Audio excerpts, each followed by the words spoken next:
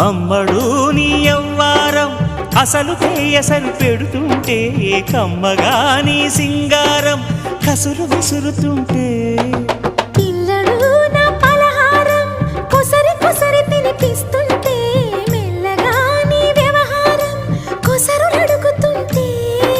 చిన్ననాడి అన్న ప్రసన అయ్యిందో కన్నెదాని వన్నె ప్రసన అవ్వాలో అమ్మ చేతి గోరు ముద్ద తిన్నాను అందగాడి గోటి ముద్ర కావాలో